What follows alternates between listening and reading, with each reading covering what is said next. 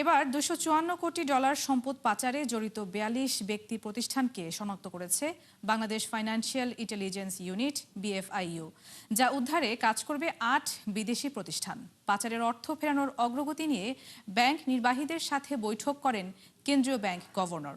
নির্দেশ দেন আন্তর্জাতিক আইনি প্রতিষ্ঠানগুলোকে দ্রুত ও যথাযথ তথ্য দিয়ে সহযোগিতা করার। মেজবাহ হাসানের রিপোর্ট।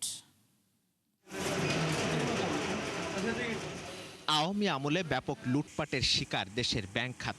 ঋণের নামে নেওয়া অর্থের বড় অংশই পাচার হয় বিভিন্ন দেশে। অন্তর্বর্তী সরকারের শ্বেতপত্র অনুযায়ী আওয়ামী আমলে দেশ থেকে পাচার হয় $234 বিলিয়ন।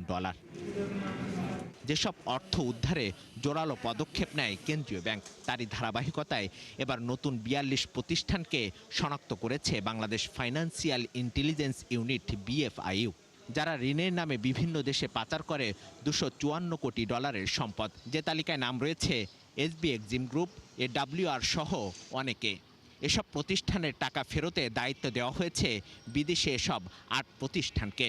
200 কোটি টাকার অধিক যে ঋণগুলো আছে, যেগুলো খেলাপি হয়েছে এবং তার মধ্যেও বেশ কিছু পাচার হয়েছে, বা যারা প্রতিষ্ঠানগুলোর মালিক তাদেরকে কাছে পাওয়া যাচ্ছে না, তাদের বিষয়ে আলোচনা করার জন্য এই ক্ষেত্রেও আমরা একই পদ্ধতি গ্রহণ করার সিদ্ধান্ত গ্রহণ করেছি যে আন্তর্জাতিক খ্যাতিসম্পন্ন প্রতিষ্ঠান, মূলত লিগ্যাল ফার্মগুলো, যারা এই পাচারকৃত অর্থ স্ব দেশে, যে সকল দেশে অর্থ পাচার হয়েছে বলে প্রাথমিকভাবে ধারণা পাওয়া গিয়েছে, পাচার হওয়া অর্থ দেশে ফেরানোর অগ্রগতি নিয়ে বাংলাদেশ ব্যাংকের গভর্নরের সঙ্গে বৈঠক করেন ৩৮ বাণিজ্যিক ব্যাংকের শীর্ষ নির্বাহীরা, যেখানে আন্তর্জাতিক আইনি প্রতিষ্ঠানগুলোকে দ্রুত ও যথাযথ তথ্য দিয়ে সহযোগিতা করতে নির্দেশ দেন গভর্নর।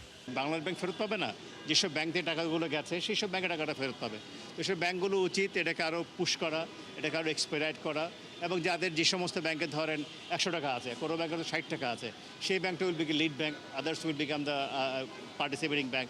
সবাই মিলে যাতে এটাকে আমরা পুশ করে এটাকে করি, যাতে করে আগামীতে কেউ যেন আবার মানে ওই চিন্তা না করে টাকা বাইরে নিয়ে যেতে পারলে কোনো সমস্যা নেই, আমি টাকাটা বাইরে নিয়ে আমি অ্যাসেট বিল্ড রাখবো। এর আগে শীর্ষ 11টি গ্রুপের ব্যাংক লুট, অর্থ পাচার, করফাকি সহ বিভিন্ন অনিয়ম জালিয়াতি খুঁজতে যৌথ তদন্ত দল গঠন করে অন্তর্বর্তী সরকার।